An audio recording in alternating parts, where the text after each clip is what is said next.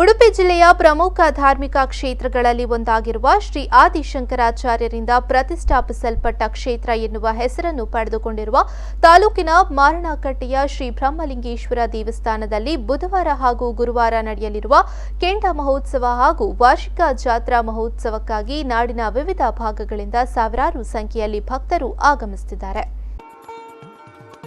ಮಕರ ಸಂಕ್ರಾಂತಿಯಂದು ರಾತ್ರಿ ನಡೆಯುವ ಕೆಂಡ ಮಹೋತ್ಸವದಲ್ಲಿ ಜಾತಿಭೇದವಿಲ್ಲದೆ ಮಹಿಳೆಯರು, ಗಂಡಸರು, ಮಕ್ಕಳೆನ್ನದೆ ಸಾವಿರಾರು ಜನರು ಕೆಂಡದ ರಾಶಿಯನ್ನ ತುಳಿಯುವ ಮೂಲಕ ತಮ್ಮ ಹರಕೆಯನ್ನ ತೀರಿಸುತ್ತಾರೆ.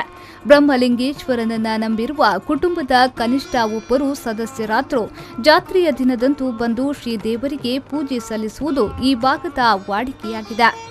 ಜಾತ್ರೆಯಂದು ದೇವಸ್ಥಾನಕ್ಕೆ ಆಗಮಿಸುವ ಭಕ್ತರು ತಲೆಯ ಮೇಲೆ ಹೂವು ಹಾಗೂ ಹಣ್ಣುಕಾಯಿ ಹೊತ್ತುಕೊಂಡು ದೇವರ ದರ್ಶನ ಮಾಡಿ ಅರ್ಚಕರು ನೀಡುವ ಪ್ರಸಾದವನ್ನ ಮನೆಗೆ ಕೊಂಡೊಯ್ಯುವ ಸಂಪ್ರದಾಯವಿದೆ.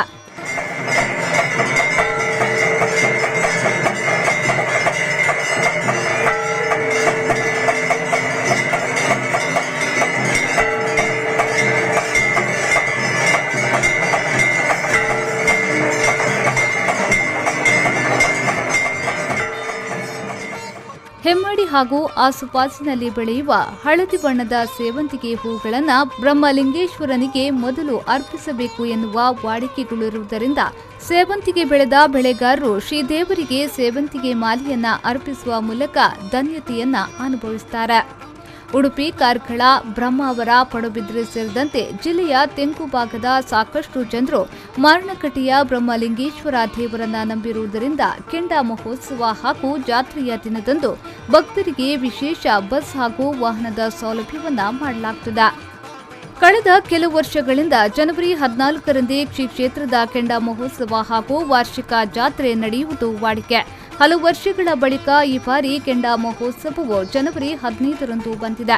ಪ್ರತಿ ಬಾರಿಯಂತೆ ಈ ಬಾರಿಯೂ ಜನವರಿ 14ರಂದೇ ಕೆಂಡ ಸೇವೆ ನಡೆಯುತ್ತಿದೆ ಎನ್ನುವ ಕಾರಣದಿಂದಾಗಿ ಮಂಗಳವಾರ ಮಧ್ಯಾಹ್ನದಿಂದಲೇ ಶಿವಮೊಗ್ಗ ಹಾಗೂ ಮಲೆನಾಡಿನ ಇತರ ಭಾಗಗಳಿಂದ ಭಕ್ತರು ಕ್ಷೇತ್ರಕ್ಕೆ ಆಗಮಿಸಿ ದೇವರ ದರ್ಶನ ಪಡೆದುಕೊಳ್ಳುತ್ತಿದ್ದ ದೃಶ್ಯಗಳು ಸಾಮಾನ್ಯವಾಗಿದ್ದವು.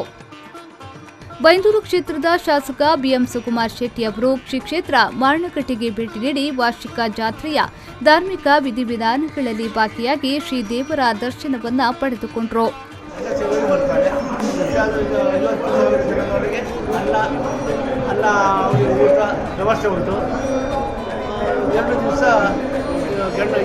ಮಂಡಲ ಸೇವೆ ಎಲ್ಲರೂ ಬರಬೇಕು. 50,000 ಜನ ಸೇರ್ಬೋದು. 50,000 ನಾಳೆ ಕೂಡ.